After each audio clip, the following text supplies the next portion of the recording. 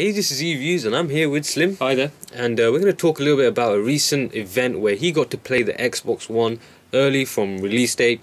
And so tell me a little bit about the event. So I went to Game, which is the game shop in the UK, and I got to play the Xbox One. They had a late night open day, which you go to the shop after hours, and there were 6 booths there. We weren't allowed to record anything, video record, so we just took some pictures.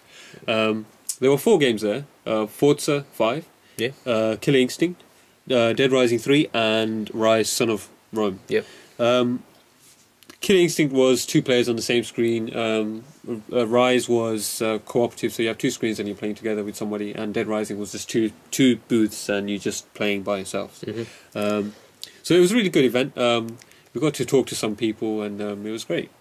Oh, so you got to play the games, and obviously you mentioned that you got to talk to some people. By people, do you mean like Xbox One representatives? Yeah, there was some Xbox One representatives there, and one of them told me something quite interesting. The consoles that we see there, and the consoles that we've seen before and played before, for example in Eurogamer, these consoles are worth up to £2,000. Right. The reason behind this is these consoles have different internals to the ones that you see, or the ones that you will get after they are released. Okay. This is so that they can iron out all of the software and software bugs and software optimization. I'm guessing there was no clear answer as to why this was worth so much, and the others are, a quarter of the price. Oh, so £2,000 for these Xbox One, like sort of demo ones that we see in these game shops, Eurogamer. I'm sure most of these game events where we get to play it early. Yep. And then comparing that to £429 for the retail box version, it's a huge difference. So it's a huge difference. I mean, the way he put it was that these are the showroom models. So I'm guessing they sell it to you there, and then when you get your thing, it's rubbish. Yeah, so that could mean, well, we can't guarantee anything right now, but that could mean that these £2,000, worth of value in this console must be, a lot better. Well, not must be, but it could be a lot better than it would be when you get it for £429. Yeah. I mean, there's £2,000 worth of tech inside this console. Yeah. Compared to £429 of tech. I mean, what would you go for? Well, it's not as if it was just somebody who was just saying this. You can see by the level of security that they had there. We were not allowed to record anything, video recording, and they were very, very quick to spot that we had cameras there. Yeah.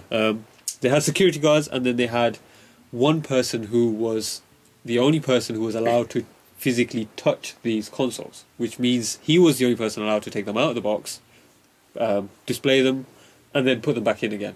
This person was God. At that time, he was God. The Xbox. His hands were golden. Yeah. So this guy. So it's obvious there is something there. I mean, not only are they not released yet, which is fair enough. You would have some sort of security behind that. Yeah. But it shows that these are quite high in value. Yeah, I mean, the same would go for any other console, even if it wasn't £2,000. But obviously, that does sort of show that £2,000 definitely has to be secure. Yeah, £2,000 worth of a console has to be secure. Well, so I'm hoping that they're using this extra power that they have to iron out all the bugs to run the software, which is probably not so optimized, and they use this power to run this unoptimized software, and then they make it better, and then they make it run on our versions, the ones we get our hands on. Of course, the Xbox Ones are, they're quite late into production, so like once they're produced, they're pretty much sold straight away. But from what I know, because the pre-orders, they do run out eventually. So I think that they're using these early models to show, because they don't have the retail models, easily they can't just hand them out to shops to show, like they did here. So I'm guessing they've made all the improvements to the £429 console. They just still have these early models which they were trying their stuff out. That makes sense. I'm guessing maybe for testing or something. And I'm sure that they will. The ones that we get in the end, they will have their software updates and they will have everything there that we need to make them run just as good as. But the reason behind not being able to have any video recording was perhaps just in case that there was a drastic difference between these £2,000 models and the ones that we get. So we can't compare them. Yeah, I'm hoping that this doesn't mean that our retail Xbox Ones are running at half the frame rate or running at a lower resolution because they're not as powerful as these show ones. So But this is just to guarantee that what we see on the screen at this point in time is next gen. yeah, Guaranteed. it's good and it sells the console. Yeah, and it sells it. Yeah. What we get in the end, we don't know. Who knows? Yeah. We'll have to wait and see. Well, I hope that's not the case. That they're not as a sort of quarter of the power. I hope Fingers crossed they sort it. It turns out just as good as what we saw in the game shop, and used sort of early events to play the Xbox One. Uh-huh.